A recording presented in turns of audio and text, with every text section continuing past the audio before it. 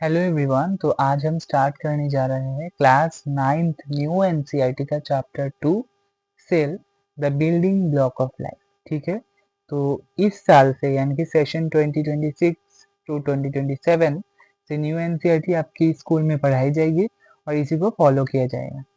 तो चलिए स्टार्ट करते हैं। हम एनसीईआरटी लाइन बाय लाइन पढ़ेंगे और समझेंगे। फर्स्ट लाइन में क्या बोला गया है? It is widely accepted amongst the scientific community that life originated in water.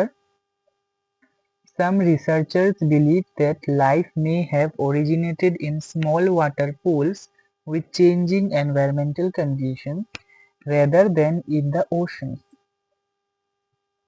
तो सभी साइंटिस्ट यही मानते हैं कि जीवन की शुरुआत सबसे पहले पानी में ही हुआ था और वो एक छोटे से पॉन्ड या फिर पूल का ही पानी था। Hot springs are examples of such environments. ठीक है, hot springs are examples of such environments. जो गर्म पानी के स्प्रिंग से यानी कि जो मिट्टी से निकलता है वही ऐसे जीवन की शुरुआत होने की जगहों की सबूत है। In India the hot springs of Puga valley in Ladakh maintain very high temperatures nearly at the boiling point of water. तो लद्दाख का जो पूगा वैली है वहां पर जो पानी है वो बहुत ही गर्म रहता है, जैसे कि उबलता हुआ पानी के बराबर। इवन इन कोल्ड क्लाइमेट, और ठंडी के मौसम में भी वहां का पानी उबलता रहता है। These environmental conditions seem to be similar to those on the early earth. और ऐसे conditions पृथ्वी के बनने की प्रक्रिया में हुआ करते थे। About 3.5 billion years ago, the organisms living in these hot springs are mostly heat-loving bacteria called thermophiles.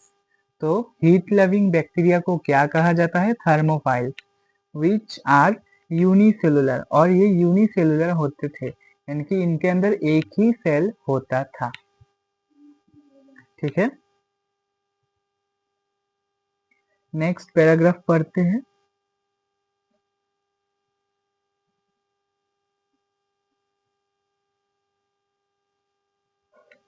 क्या बोला गया है? Scientist from the Birbal Sahni institute of palaeosciences Lucknow studied these hot springs and found that calcium carbonate formed rapidly around them. तो साइंटिस्टों ने research करके ये पता लगाया कि जो कैल्शियम कार्बोनेट हॉट स्प्रिंग्स में पाया जाता है वो रैपिडली ग्रो करता है, ये बहुत जल्दी जल्दी फॉर्म हो जाता है। These deposits may have protected early organic molecules from harmful radiation and extreme conditions, and they may have also helped in the formation of the first protective membrane, the barrier that defines a cell. यानी कि यही calcium carbonate था जो सभी organism को harsh condition यानी कि खतरे से बचाता था और एक प्रोटेक्टिव मेम्ब्रेन यानी कि एक प्रोटेक्टिव लेयर की तरह ऑर्गेनिज्म के सेल के ऊपर काम करता था।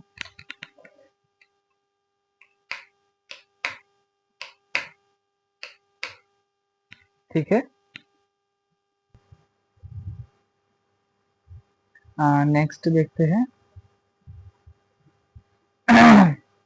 All living organisms are made up of cells. सभी लिविंग ऑर्गेनिज्म यानी कि सभी ऑर्गेनिज्म जिनके अंदर जान है वो सारे सेल से बने हुए हैं।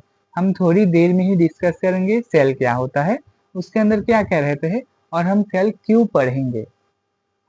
The cell represents the basic level at which life exists. तो सेल क्या करता है? एक ऑर्गेनिज्म या फिर एक लाइफ सिस्टम बेसिक लेवल पे कैसे बना हुआ है उसको स्टडी करने में हमें हेल्प करता है। Some organisms such as bacteria or yeast consist of only one cell, unicellular.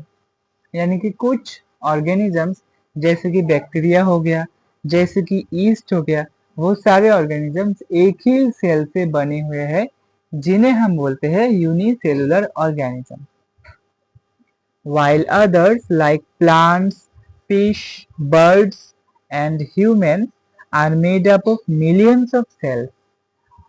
और इसी तरह कोई और ऑर्गेनिज्म जैसे कि पेड़ हो गया, मछलियां हो गया, पंछियां हो गया और ह्यूमंस यानी कि हम लोग हो गए, हम सारे मिलियंस ऑफ सेल से बने हुए हैं। यानी कि हमारे बॉडी में सिर्फ एक सेल नहीं है, बहुत मिलियन, 10 लाख, 10 करोड़ सेल्स हो सकते हैं।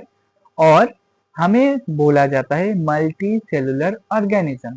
मल्टी यानी कि एक से ज्यादा। तो मल्टी सेलुलर ऑर्गेनिज्म का मतलब क्या हुआ? वो ऑर्गेनिज्म जिसके अंदर एक से ज्यादा सेल प्रेजेंट हो। और यूनिसेलुलर ऑर्गेनिज्म यानी कि वो ऑर्गेनिज्म जिसके अंदर सिर्फ वन एंड ओनली एक ही सेल प्रेजेंट हो। Multi cellular that work together यानी कि हमारे बॉडी में जो सेल्स है वो एक साथ काम करते हैं और एक परफॉर्म करते हैं। A group of similar cells performing similar, next page पढ़ते हैं। हाँ, फंक्शंस फॉर्म्स टिश्यू यानी कि एक तरीके के जो सेल यानी कि सारे सेल अगर एक तरीके के हो, एक ही जैसे हो, तो वो क्या करेगा? वो सारे सेल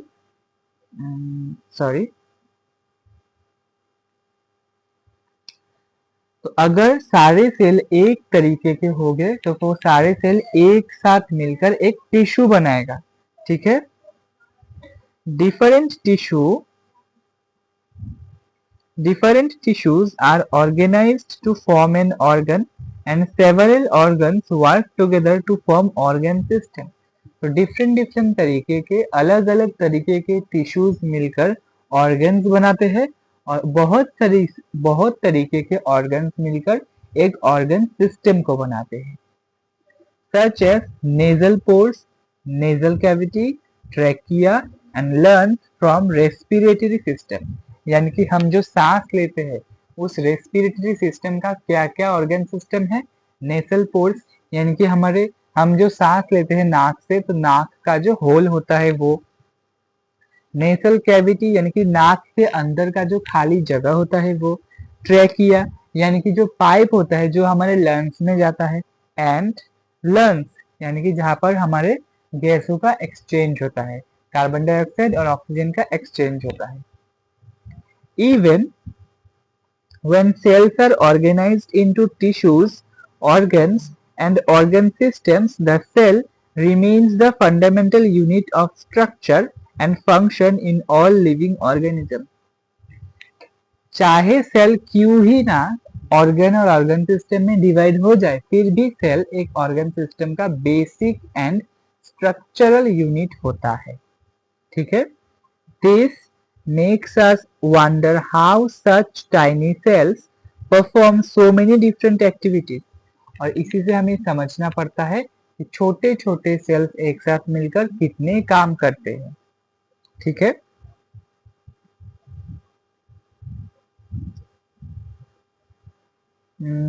हाँ, यहाँ तक। What are the different components of a cell? तो सेल के क्या क्या कंपोनेंट्स होते हैं, यानी कि सेल के क्या क्या पार्ट्स होते हैं। How do cells in our body communicate with each other? हमारे बॉडी में जो सेल है वो एक दूसरे के साथ कैसे रिलेशन करते हैं। डू सेल्स लिव फॉरएवर और डू दे डाई? क्या सेल्स हमेशा जिंदा रहते हैं या फिर कुछ दिनों के बाद, कुछ टाइम के बाद मर जाते हैं। In this chapter, we will explore the answers to these questions as we enter the fascinating world of cells। इनकी इस चैप्टर में हम इसी क्वेश्चंस को ढूंढने की कोशिश करेंगे और समझने की कोशिश करेंगे। तो इंट्रोडक्शन वीडियो तो यहाँ तक ही खत्म हो गया। साइड में एक डायग्राम है, हम उसी को भी समझ लेते हैं। डिफरेंट ऑर्गेनिज्म का सेल का हमें साइज दिया गया है, तो हम इसको नेक्स्ट वीडियो में समझेंगे। बहुत ही इजी है, आपको अच्छे से समझ में आएगा। आज के वीडियो में अगर कोई भी डाउट लगे तो मुझे कमेंट करके बताइएगा और इस चैनल को प्लीज सब्सक्राइब कर लीजिएगा। यहाँ पर आपको क्लास 9 का सारा मटेरियल फ्री ऑफ कॉस्ट मिलेगा एंड डेली साइंस और मैथ्स के लेक्चर आते रहेंगे। मिलते हैं नेक्स्ट वीडियो में, तब तक के लिए थैंक यू फॉर वॉचिंग।